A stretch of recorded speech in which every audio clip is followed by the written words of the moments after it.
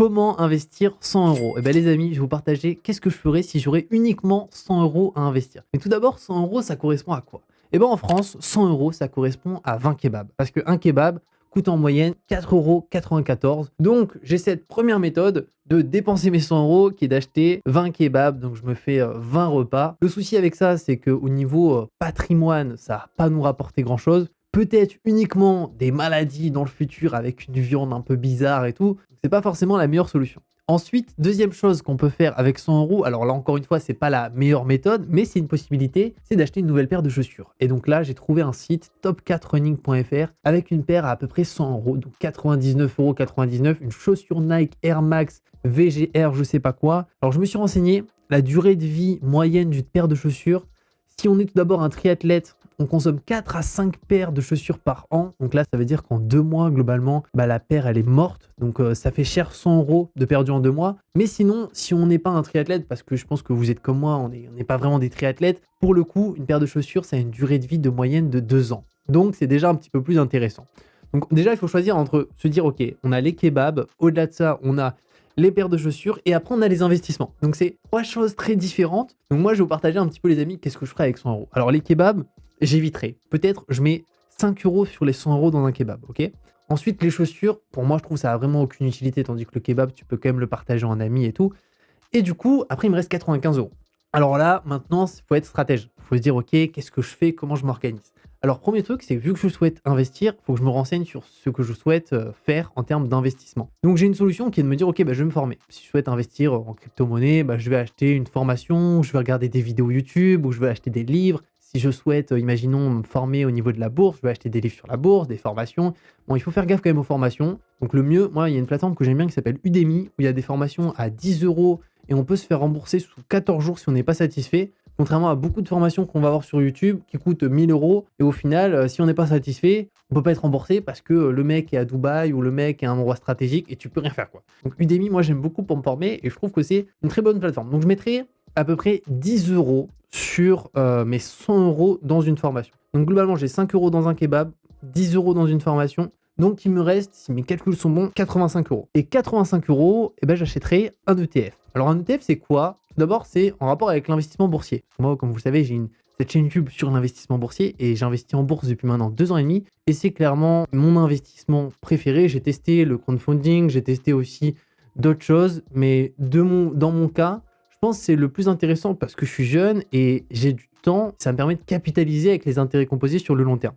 Donc tout d'abord, un ETF, c'est quoi? C'est un lot d'actions. C'est-à-dire que lorsqu'on investit en bourse, alors je ne parle pas de trading, je ne parle pas des gens qui investissent aujourd'hui pour revendre demain plus cher. Non, c'est pas l'idée. Vraiment un investissement très très long terme où l'idée, c'est de capitaliser sur des entreprises qui actuellement ont un développement qui est assez intéressant et qui, au-delà de ça, sont existantes depuis pas mal de temps et qui existeront très certainement dans de nombreuses années. Donc typiquement, on pourrait prendre des entreprises comme Coca-Cola, McDonald's. Il y a des chances que ces entreprises fassent faillite, mais bon, il y a quand même de faibles chances. Et donc du coup, moi j'ai investi dans des ETF qui sont des lots d'actions, notamment un ETF que j'aime beaucoup, qui est le S&P 500, qui est un ETF qui se compose de 500 entreprises américaines. Et là, l'idée, c'est de voir à peu près combien coûte cet ETF, parce que on n'a plus que 85 euros, donc on n'a pas non plus un budget illimité. Donc on va voir ça tout de suite. On est encore une fois sur mon ordinateur, les amis. Donc là, je suis sur la Amundi S&P 500. Alors, je peux voir qu'il coûte 71 euros et 71 centimes. Et donc, du coup, il me reste assez d'argent pour acheter un ETF. Donc, à la fois, je me suis fait plaisir, j'ai acheté un kebab. Au-delà de ça, j'ai acheté une formation pour me former à 10 euros, 15 euros sur Udemy. Et au-delà de ça, j'ai acheté mon premier ETF à 71,71 euros. Et cet ETF, du coup, il se compose de 500 entreprises. Donc, on va avoir ici Apple, Microsoft, Amazon, Alphabet. Donc ici, on a leur poids. Apple, vu que c'est la plus grosse capitalisation du S&P 500, c'est-à-dire l'entreprise finalement qui a le plus d'argent, enfin qui vaut le plus d'argent, forcément, son poids dans l'ETF, c'est 7,7%. C'est-à-dire qu'en investissant 71 euros, réellement, il y a 7% de ces 71 euros qu'on investit sur Apple. Et le gros avantage des ETF, c'est que si une entreprise fait faillite, imaginons Apple, demain Apple, ils font faillite, ils se font concurrencer par BlackBerry qui revient en force et ils concurrencent Apple et Apple fait faillite. On sait jamais. Et pour le coup, Apple sera enlevé de l'ETF par la société Amundi qui est ici et elle va le remplacer par une entreprise qui performe plus. Donc imaginons BlackBerry qui performe plus qu'Apple. Donc c'est ça l'intérêt. Donc pour ça, on peut investir directement à travers différents courtiers. Alors moi, j'utilise 2 courtiers. J'ai un courtier pour mon PEA qui est Boursorama et j'ai un courtier pour mon CTO qui est Trade Republic. Alors là, pour le coup, je vais le faire avec Trade Republic parce que c'est plus simple. Au-delà de ça, j'ai aucun frais sur Trade Republic. Comme ça, je peux vous montrer comment trouver cet ETF et au-delà de ça, comment investir dessus. Du coup, là, ça serait 71 euros. Donc, en sachant qu'on peut acheter aussi une petite partie si on le souhaite. Mais nous, pour l'exemple, on va voir comment acheter, imaginons, allez, 71 euros pour l'exemple. Alors, je vais faire mon partage d'écran. A few moments later. Alors là, c'est bon. J'ai ouvert mon application. On peut voir mon portefeuille. Donc, j'ai 1091 euros au total. Ici, on a la liste de mes investissements. Mais nous, ce qui va nous intéresser, c'est ce fameux ETF Amundi S&P 500. Donc, ce que je vais faire, c'est que je vais tout d'abord taper S&P 500 ici. Comme ça, je vais le trouver. Les ETF S&P 500. Donc là, il va certainement s'afficher. Alors nous, c'était un Amundi. C'est tout simplement le troisième. Amundi S&P 500, entre parenthèses, ACC. Donc ACC, c'est qu'il ne verse pas de dividendes. Je clique dessus. Ici, je peux voir sa performance sur un jour. Donc, il a fait 0,48%. Sur une semaine, le S&P, il est assez baissier parce qu'actuellement, au niveau boursier, on n'est pas dans la meilleure période. Par contre, c'est une période qui, dans mon cas, est assez intéressante parce que j'investis un petit peu plus, parce que je vois que le marché baisse pas mal. Sur un mois, on a perdu 2,17. Sur un an, 21,84. Et sur le maximum, on a pris 35,12 en sachant que c'est un ETF qui a été créé en 2018. D'ailleurs, si vous voulez ouvrir un compte Trade Republic, les amis, je vous mettrai un lien en description qui vous donne droit à une action offerte jusqu'à 200 euros à l'ouverture du compte. Maintenant, je vais vous donner une astuce pour avoir vraiment 0 euros de frais. Parce que là, si je clique sur acheter, je peux voir qu'il coûte 72,17 euros. Donc, je clique sur acheter. Je peux sélectionner un, faire suivant et là, cliquer sur acheter. Mais par contre, là, je vais avoir 1 euro de frais et moi, je veux pas de frais. OK? Et pour pas avoir de frais, du coup, on va pas passer par là. Je vais faire marche arrière, annuler. Et en fait, je vais descendre et je vais cliquer sur créer le plan d'investissement programmé, juste ici. Et ensuite, je peux choisir d'investir 2 fois par mois, 1 fois par mois ou de manière trimestrielle. Donc pour l'exemple, moi, je vais juste faire en sorte d'investir 1 fois par mois. Je clique sur suivant, je vais lui dire que je veux qu'il investisse, imaginons le 16, juste ici. Et en fait, je ne suis pas obligé de lui dire 72 euros. Je peux investir juste une petite partie. Donc nous, pour l'exemple, au lieu d'investir 72, la totalité, on va investir 30 euros. Et là, je fais suivant. Je peux voir qu'il sera exécuté le 16, c'est-à-dire que le 16, mon ordre de bourse sera passé et j'aurai dans mon portefeuille directement le S&P 500, 30 euros de S&P 500.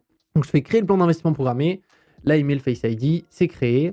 Et du coup, si je vais ici, je peux voir que dans 21 jours, tout en bas, j'ai une ligne S&P 500. Dans 21 jours, 30 euros. Ce qu'on voit au-dessus, c'est mes investissements ou dans lesquels j'investis chaque mois. Mais encore une fois, c'est par rapport à ma situation personnelle. Je pense que je suis jeune, donc c'est plutôt intéressant de diversifier de cette manière. Mais ça ne sera pas forcément le cas pour tout le monde.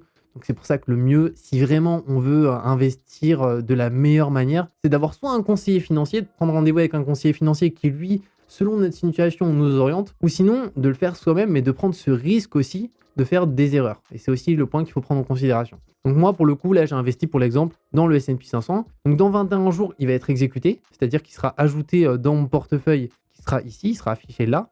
Et si je veux le supprimer un petit peu juste après, du coup, il suffit de cliquer dessus. Je fais supprimer, tac, et automatiquement, il est supprimé. Et là, du coup, je l'aurai quand même ici, ça va pas le vendre, hein, ça me le laisse.